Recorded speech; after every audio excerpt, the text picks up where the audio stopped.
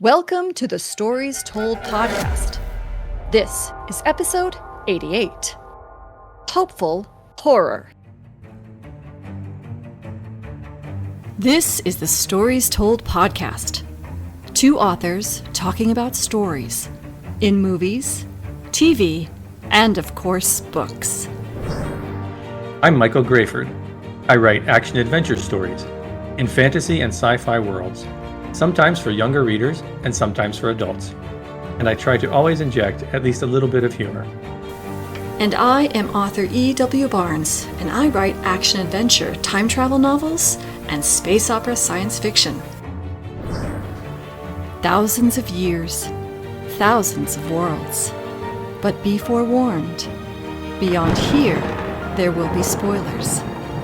Are you ready for the adventure? Let's begin. Welcome back to the Stories Told podcast. I'm author E.W. Barnes, and with me is author Michael Grayford. And today we're finishing up Poe-tober and talking about the story told in the poem Annabel Lee and the TV movie Werewolf by Night. How are you doing today, Mike? I am doing wonderful. How are you? Doing great, thank you. And what's new in your writing world?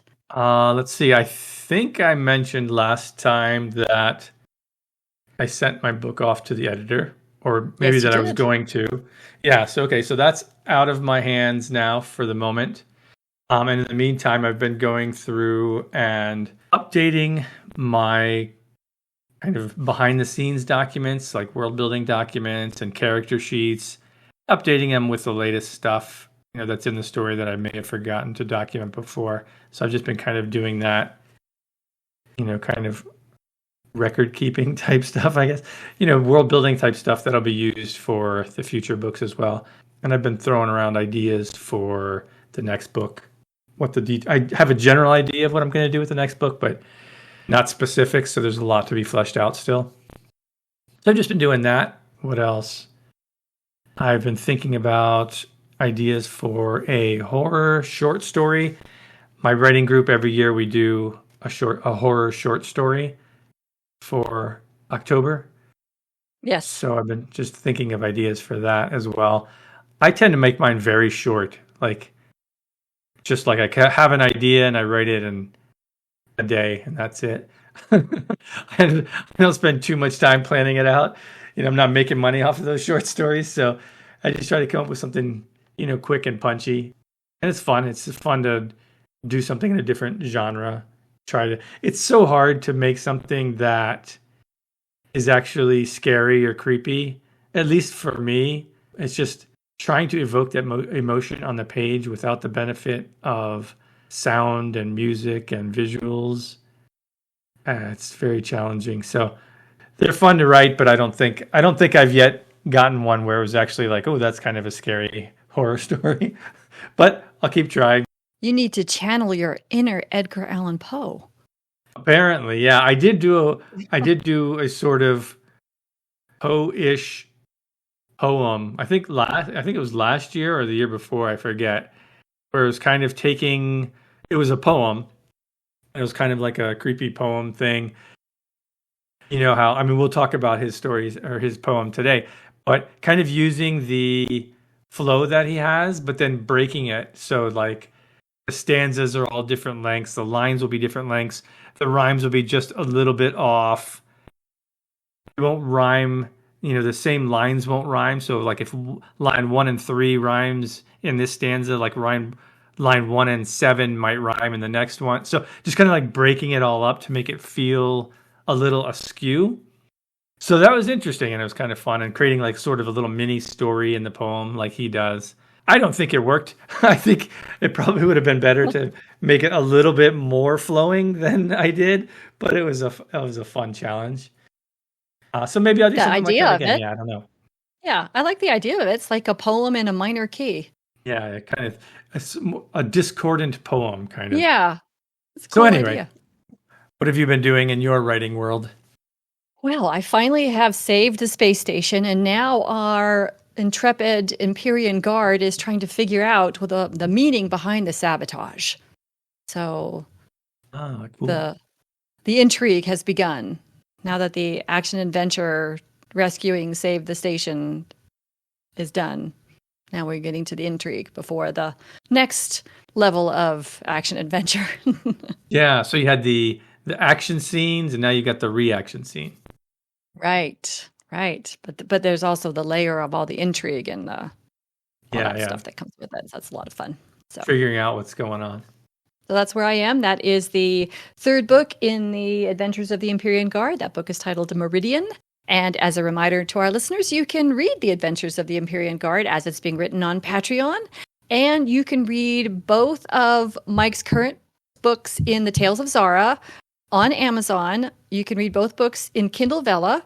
That's an episodic format. And both books are currently hosted there. Golden Scarab of Balahard is the first book. Wrath of Sekhmet is the second book. And there's also The Deep Dark on Kindle Vella, which was sort of intended to be like a horror kind of story, sci-fi horror. It ended up probably more sci-fi thriller, but there's definitely some horror stuff in there. And you can find links to all of these wonderful stories on our websites. Those links are included in the show notes. So what interesting stories have you come across lately in books, movies, and television? Let's see. I was watching this. I think it's a Netflix movie, Leave the World Behind, with Julia Roberts and Kevin Bacon and Ethan Hawke. And it's an apocalyptic story where the world's kind of breaking down around these people, and it's kind of scary because not so much like from a horror perspective, just because it feels all too possible in today's world.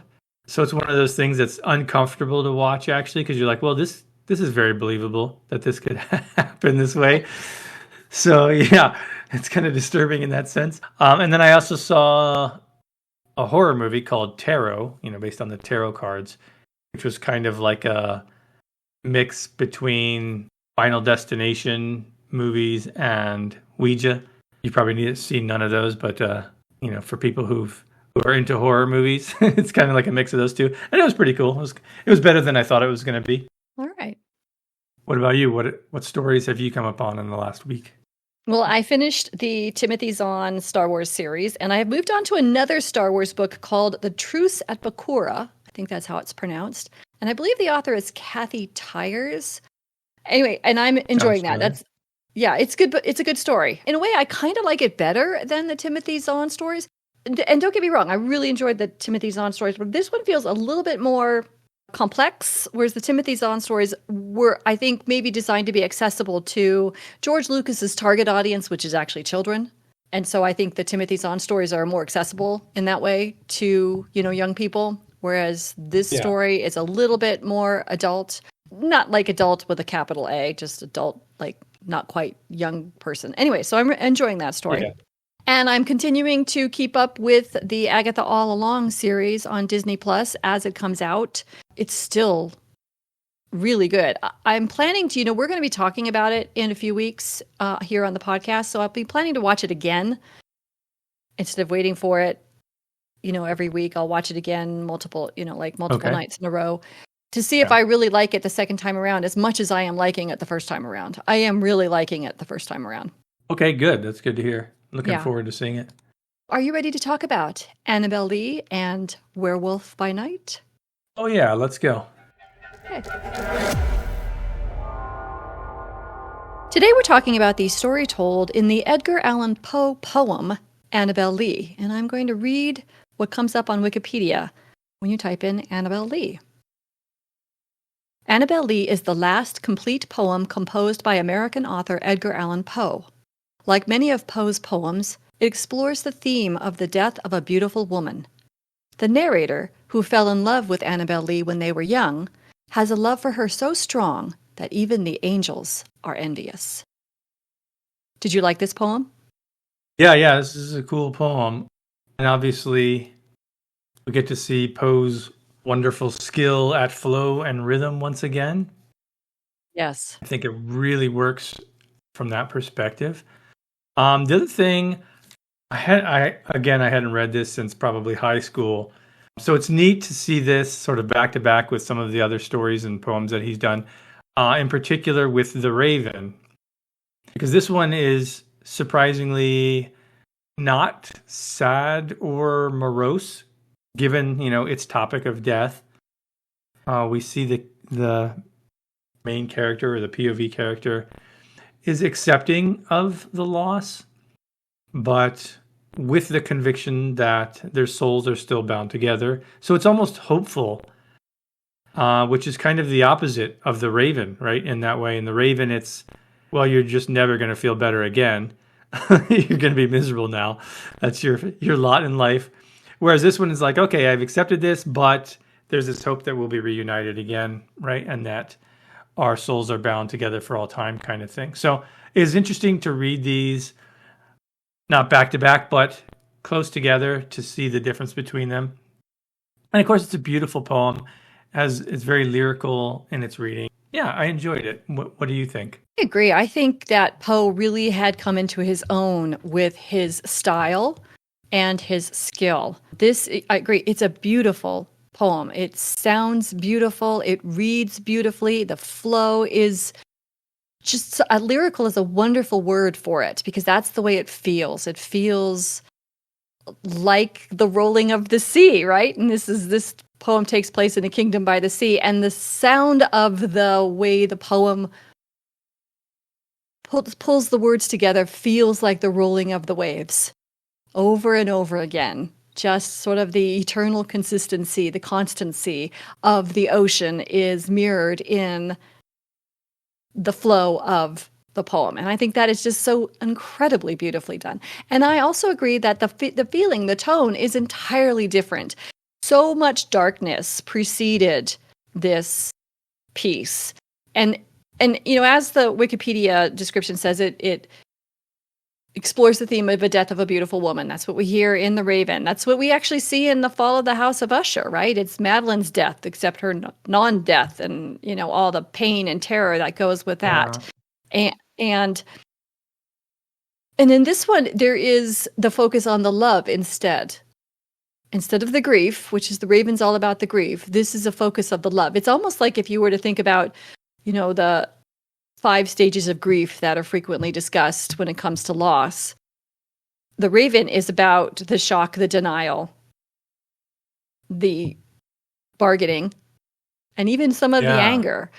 But this one is about the acceptance and the focus on, yes, this really hurts, but I loved her so much. That's the important thing.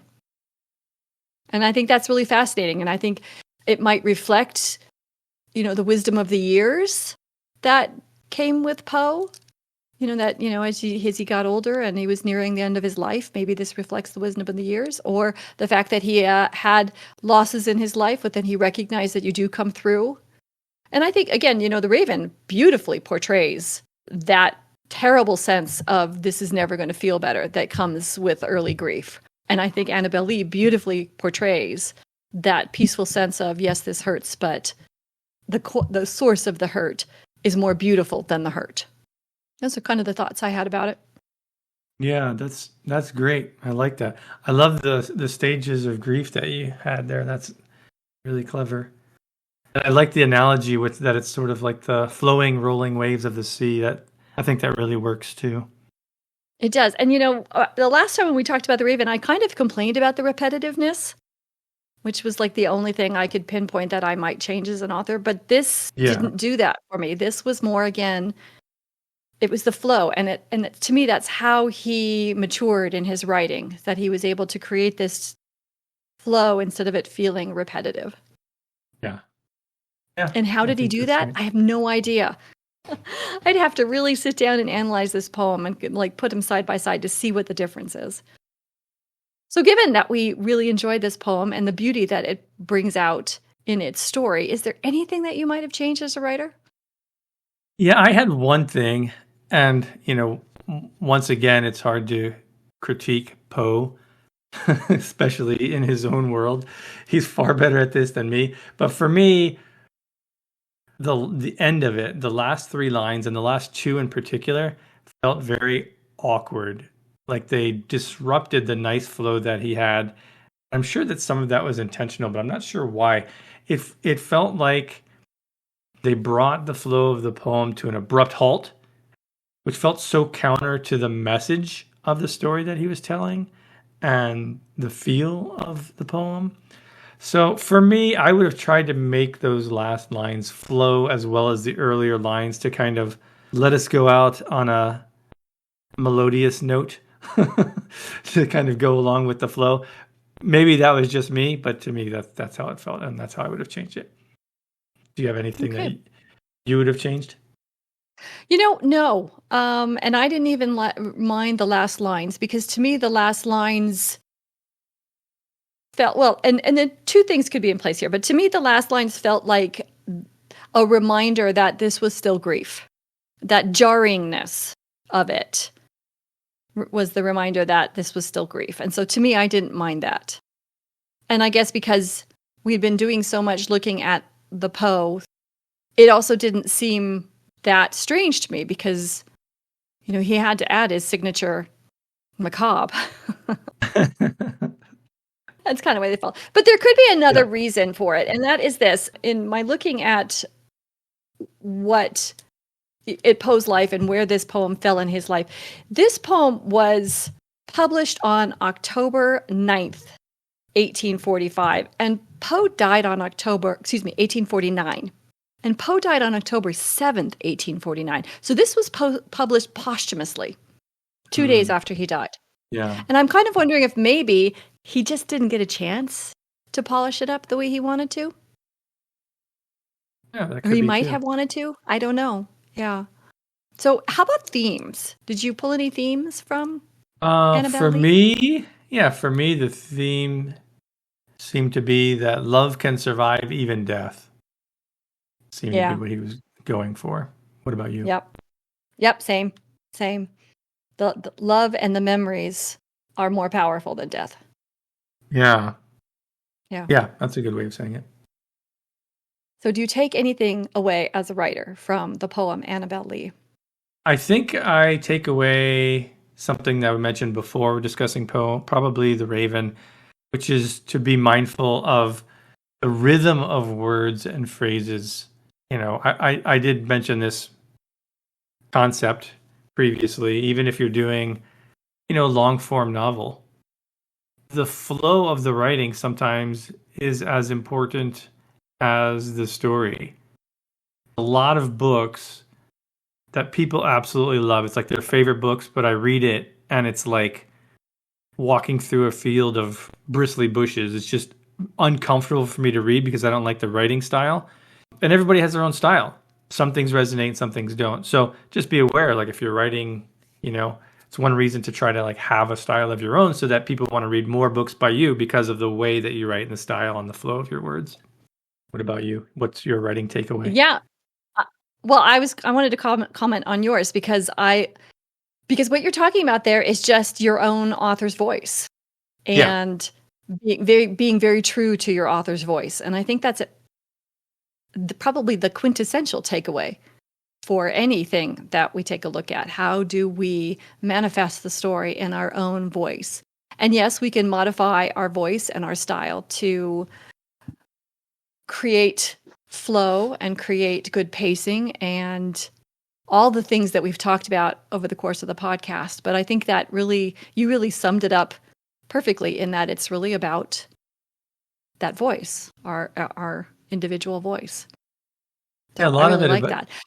A lot of it is trusting yourself, right, as you're writing, and know that if it feels right to you and it flows right to you, it will probably be that way for your audience as well. And when I say your audience, I mean that specifically people who like your writing.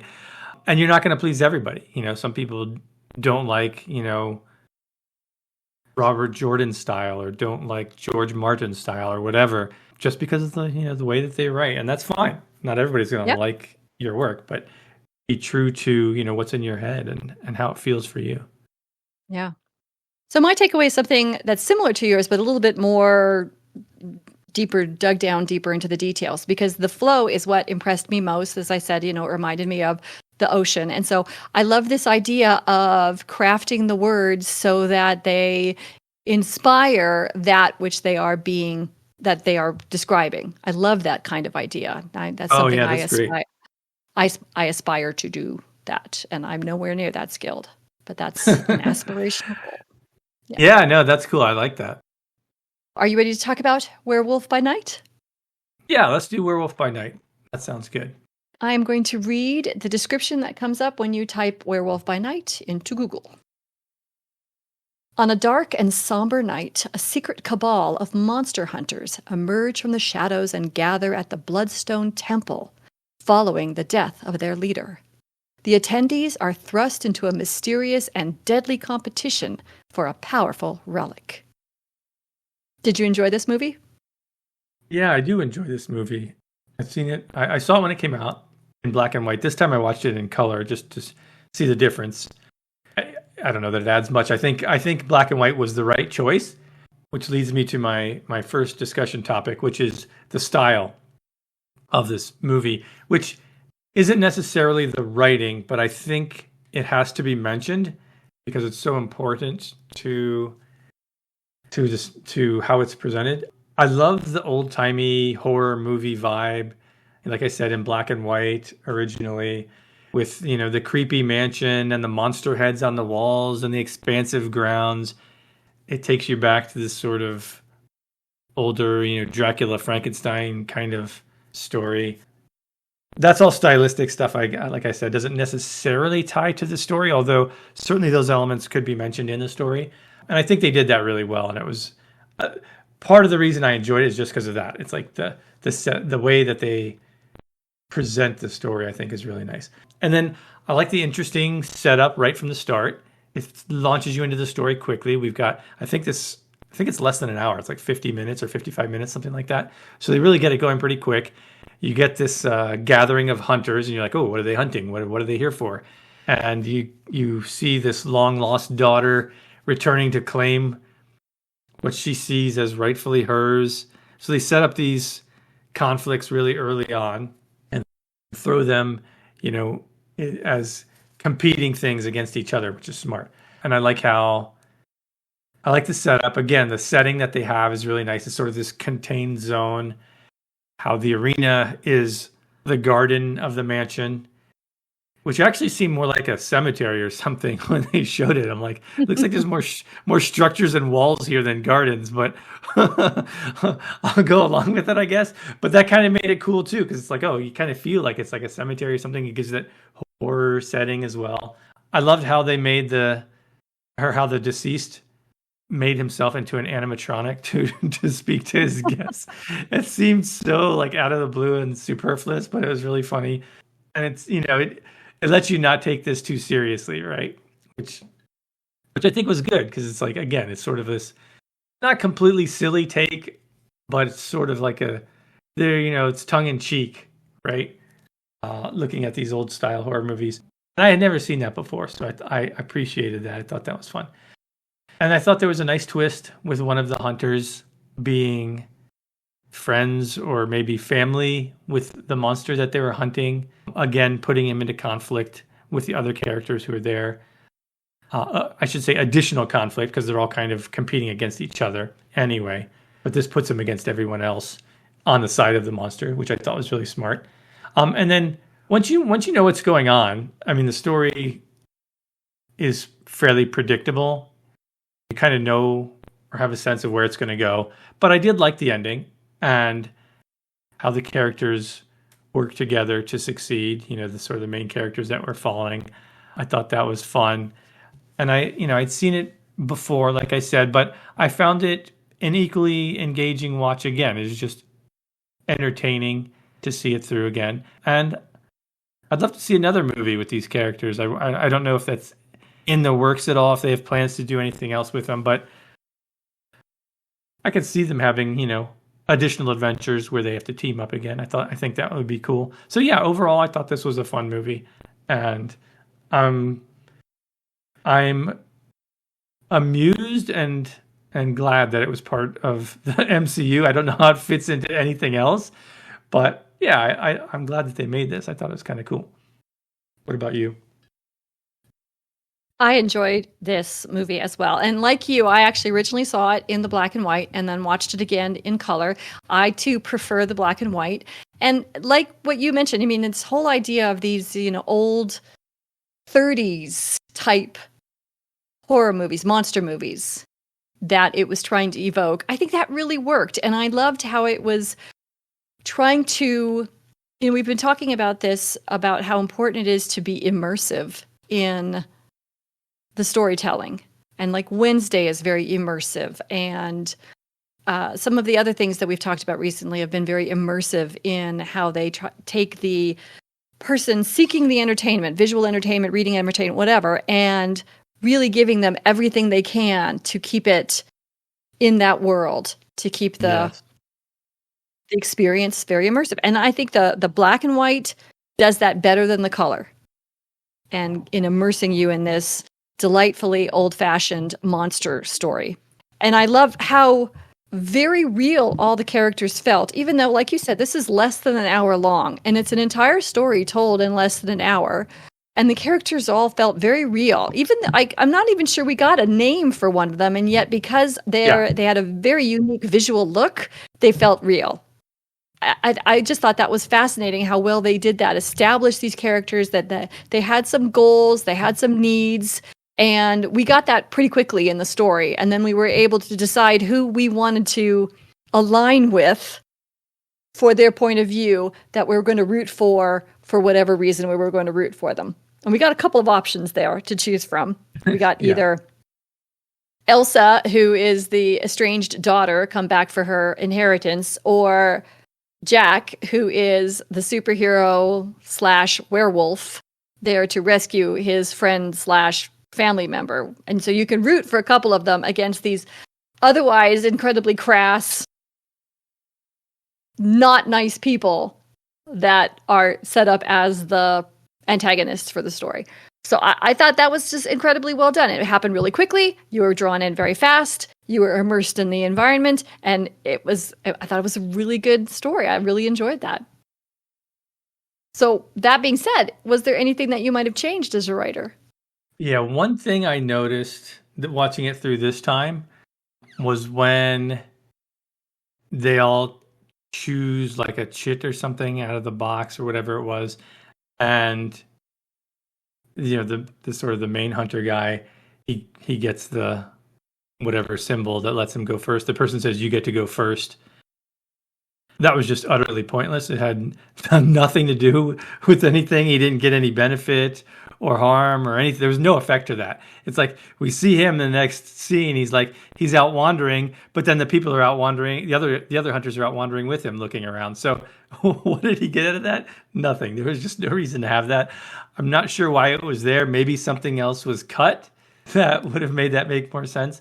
But I would have removed that as unnecessary. And I'm sure if I analyzed it more, I'd find some other things. But honestly, I was just enjoying the ride. It was just a fun, quick movie. And I like that. It's like I like that it didn't try to drag out into this long, dramatic thing that it didn't need to be. It just got in and got out. And I think it did that well. What about you? Is there anything you would have improved on? I think there was a couple of things that I would change. And that was simply that I wanted to know more. What happened between Elsa and her father? Why was she estranged? Well, the stepmother said something about, you're taking after your mother. Why is that a bad thing? I wanted to know. And how did Jack come to be able to join this group of hunters to go in and save his friend? How did that happen if he's actually a monster and they're monster hunters? How did he get in there? So I would have liked to have just a little bit more dialogue. You don't need to have a whole big scene of explanation, just a little bit more dialogue here and there to lay some of that background groundwork to explain to us why Elsa was there, why this was so important to her. I mean, at the very end, they could have said something. Her last line was just clean up this mess, right? That seemed to be the last thing, as opposed to now I can stop this terrible legacy that my father has been perpetuating or something, whatever that is, that would have tied us back to the beginning of why she was estranged and now she was there and that estrangement was going to be fixed. I don't know, just something along those lines. And the same with Jack. How did he get in there? How did he know that his friend was there, captured as a monster? Just something. Just fill in the background just a little bit. And I think it could have been just some dialogue here and there, and that would have done it. Yeah, you're right. There are a lot of unsaid things, a lot of sort of background mysteries that we don't know about. I again, maybe that's part of the reason why I want there to be more, because Yeah. they could expand upon this world and that explanation. But you're right. I think that makes sense. Like, especially at the end, what is her goal? Like, now that she's got this bloodstone, what is she going to do with it? It sounds like she just wanted it almost out of spite. Like, well, I'm going to make sure nobody else has it. but yeah, you're right. Like, a couple lines of dialogue could have made that more clear and made her goal and her motivation a little stronger, and then we could see that reflected at the end. Because I think in the whole movie, I don't think she actually killed anyone. Well, she shot the one guy through the neck or mouth, right? Did she do that? What, at And the then end when they were trying to kill her? She had her hand over his mouth. Yes. Yeah. I assume So that guy died. she did. I'm sure he did. So you're right. She did kill people, but she didn't want to, and she really tried hard not to. She did her best to avoid killing people. So somehow she was different from her family, and we didn't get an explanation as to how. So I would have liked that. Yeah. Okay. So did you come up with any themes from Werewolf by Night? The obvious one to me seemed to be the whole monster thing, right? Being a monster isn't based on looks, but on your actions. Yeah. It seemed to be the thrust of the story. Yeah, that's a good one. That's a very good one. I also pulled connection to family is important enough to fight for. That's assuming that Jack and the monster are family. We could probably put it in as friends too. And I think somewhat you could probably extend that a little bit to Elsa if we had a little bit more information. Yeah, I think that that's a good note. I think there is something about family in there because, like you said,